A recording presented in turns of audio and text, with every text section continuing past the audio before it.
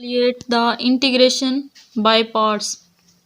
ये question number 1, integration x e की power 2x मतलब एक्सपोनेंशियल की 2x, ये एक फंक्शन है।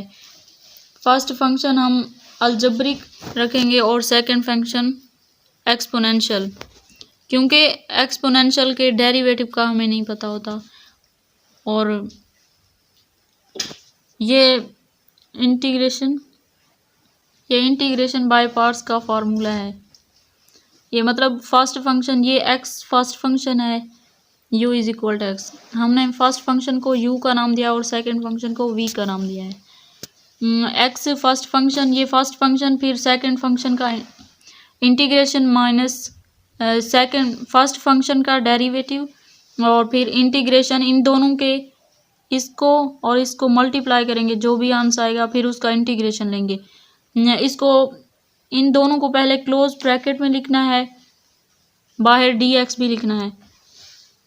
ये इसका जवाब है x e की पावर इंटीग्रेशन, क्योंकि एक्सपोनेंशियल खुद वही होता है और ये जो कांस्टेंट है वो नीचे आ जाता है, इसलिए यहाँ पे लिखा हुआ है 1/2 x e की पावर 2x माइनस ये x का, क्योंकि डेरिवेटिव 1 होता है और क्योंकि डेरिवेटिव में हमने एक पावर कम करनी होती है और इंटीग्रेशन में एक पावर बढ़ानी होती है, इसलिए x की पावर 1 है तो मतलब इसकी कोई पावर ही नहीं रही और ये इसका डेरिवेटिव 1 हो गया ये। और एक्सपोनेंशियल का इंटीग्रेशन जब हमने लिया तो ये 2 जो ऊपर था वो नीचे आ गया, इसलिए e की पावर 2x/2, ये जब 1 से मल्टीप्लाई होगा तो इसके नीचे 2 पहले है और एक ये, इसको जब हम बाहर लिखेंगे तो ये बाकी e की पावर 2x बचेगा।